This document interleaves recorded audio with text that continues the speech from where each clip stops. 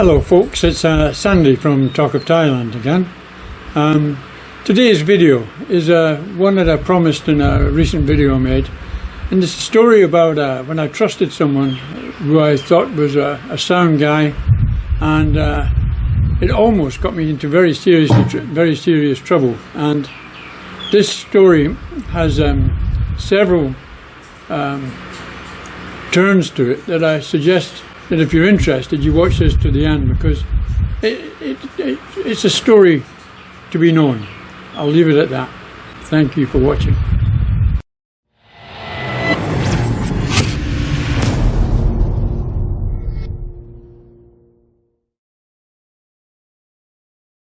Okay, this story goes back to when I actually worked out here in the 90s.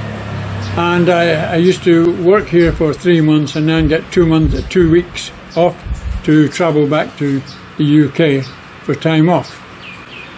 Now, at that time I lived in Scotland and in a small village in Fife, and that's where I used to travel back to, and I used to enjoy going out and have a beer and natter with the lads.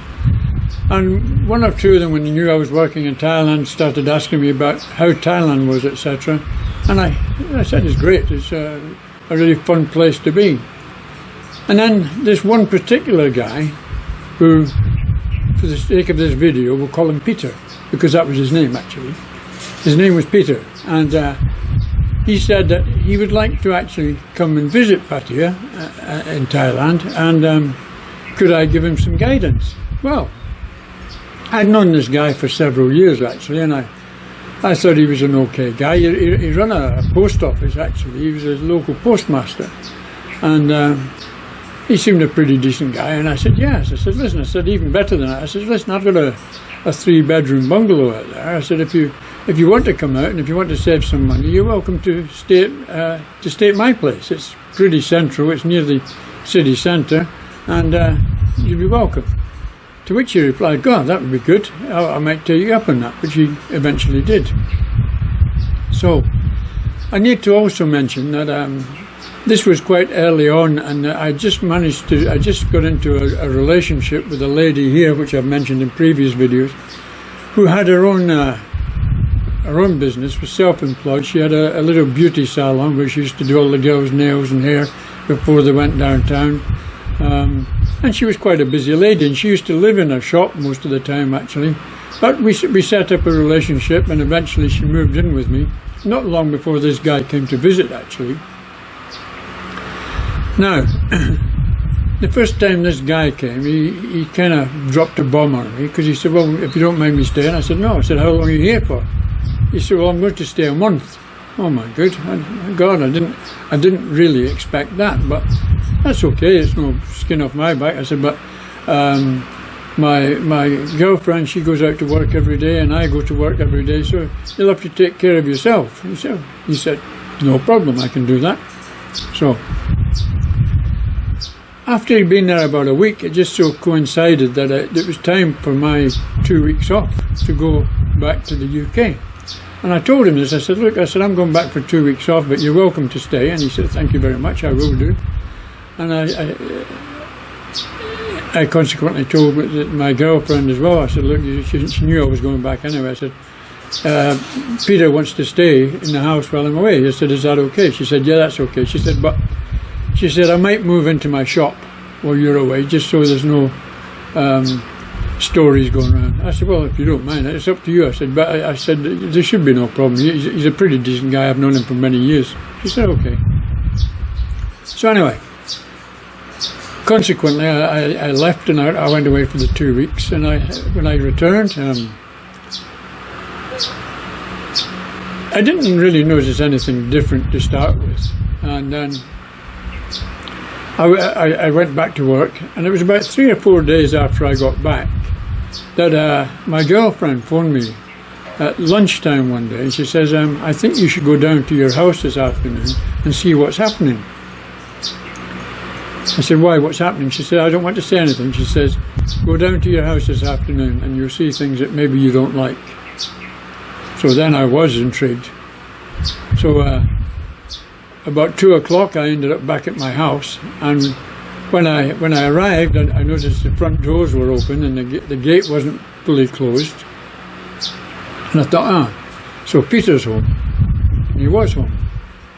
And when I went in the house, there was no sign of them, but I could hear laughing and giggling coming from his bedroom. So I went across and I knocked at his bedroom door, and he answered, "Who is it?" I said, "It's Sandy." He said, "Oh, Sandy, so what are you doing here?" I said, "I live here." I said, "What are you doing?" He said, he says, "Not much." I said, "Who have you got in there with you then?" Because I heard several voices. And he says, "Oh, just some friends." I said, "Well, can you come out? I want to talk to you." So he said, "Well, a moment," and then a few minutes later, he opened the door and he came out. And in the background, I saw two very, very young girls in his bedroom, schoolgirls. And I put their ages around maybe somewhere between 12 and 14, not older for sure. I said, "What are these girls doing in your bedroom, Peter?" He said, "We're just having a bit of fun." I said, "Right." I said to the girls, get your stuff and get out of the house. Don't come back here." And they were serious and they left. But I also noticed on the way out, Peter handing them some money, which further annoyed me. But obviously the girls had earned it, so I shouldn't have been annoyed about it. But I was kind of getting very hot under the collar rather. So when they left, I said to him, "What the fuck are you doing bringing girls back here?" I said, "Those girls are schoolgirls. They're very young girls, and you're bringing them back into your bedroom to do what?" I said, "You're a filthy, dirty, horrible," several adjectives. And I said, "Get your gears together, and when I come back at 5 o'clock, I want you out of this house. I want you gone." And he just very quietly said, "Okay, I'll do that." So he left. Now the other part of the story is that when I got back and I spoke to my girlfriend, she said, well, she only stayed 2 nights after I left, and then she decided she was going to move out and live in a shop while Peter was there. And I put it down to the fact that he was entertaining these schoolgirls. And I found out actually that he was getting these girls from the local orphanage in Sukhumvit Road here in Pattaya. That's a disgusting, horrible character that he was. And it wasn't always the same girls he was bringing back every day either. So anyway, before I left, I'd shown him a few of the bars that we used to use and where we used to go eat, etc. And he had made friends in there as well. And one particular bar, it was run by a Thai friend of mine, an ex-mafia man from Bangkok who had got a bit of trouble in Bangkok and had moved down to Pattaya to get away from the problems he'd caused in Bangkok. I'll make another video about that very soon actually. But anyway, we used to go in his bar down there, and it happened that just after I'd thrown Peter out, at night my girlfriend at that time used to finish about 8 o'clock at night in her shop, and then she'd meet up with me somewhere in town, and we'd go and eat, and maybe have a couple of drinks before we went back to the house. Well, this particular night, about 2 or 3 days after I'd thrown this guy out, and I told my Thai friend actually, this mafia guy, about what had gone on about this Peter, and he said, and he actually said to me, he said, well, you better not come near this bar, he said, because if he does, he's got a big problem, and you'll find out more about that in a moment. So just to show, I was double let down in personalities then, because while I was sitting in this bar one night waiting for my girlfriend, this Peter turned up outside and he said, "Can I speak to you?" And I thought he was coming to give me some sort of apology. And he said, I went outside, I said, "What do you want?" He said, "I assume it was your girlfriend that put you on to me, what I was doing." He said, "But you don't know what she's doing, do you?" I said, "What are you talking about?" He said, "Well, while you were away, I met her twice, he said, in town with some German guy. I said, oh. I said, no, I didn't know about that. She hadn't told me about that. He said, well, they looked as though they were very close together, he said, and you need to check that out. I lost my temper with him again and told him, look, just fuck off and leave us alone. So anyway, as it transpired, when I met my girlfriend that night, I said, listen, I says, Peter's been down to tell me that while I was away, you were with some German guy. And I saw by her instant reaction that she was very disappointed that I'd found out about this. And it's significant that before I met this girl, she was going out with a German guy from Dusseldorf. And indeed, while I was away, that's who she had met up with, and she had ended up staying with him while I was away, which obviously is a bit disappointing, but unfortunately these things happen in life. So she apologised, all the rest of it. I was a bit upset, but I wasn't going to make a big deal of it. We've all done things in the past that we're not proud of, and probably we would change if we could, but once water's gone under the bridge, you can't get it back.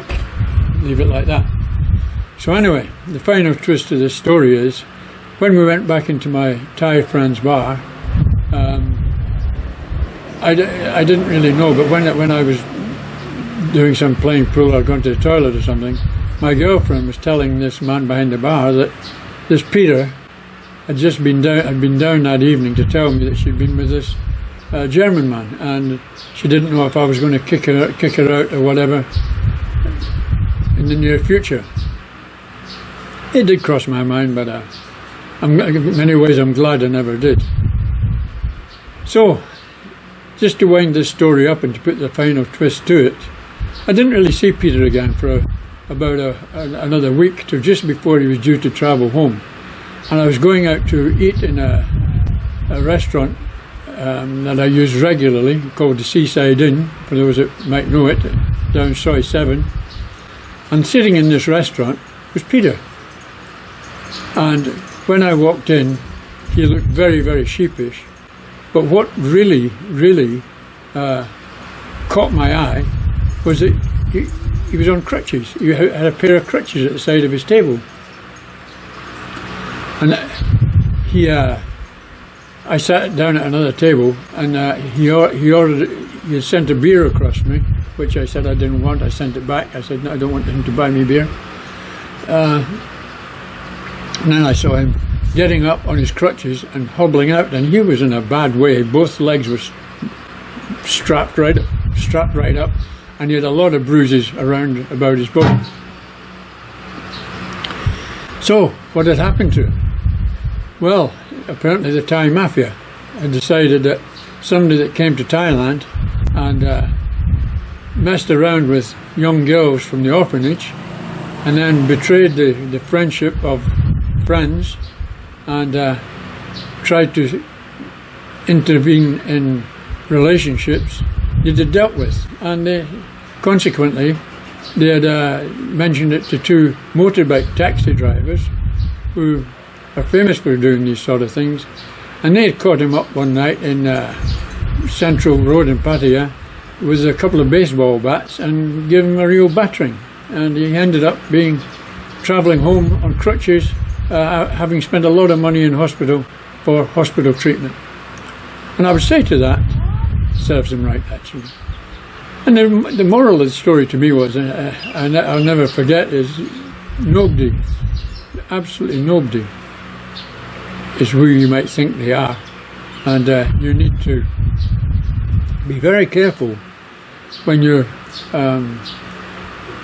helping people out and think you're doing people favours, that you might not be making a big problem for yourself. Because if these girls had been caught by the police in my house, God knows what. I dread to think what might have been the outcome of that.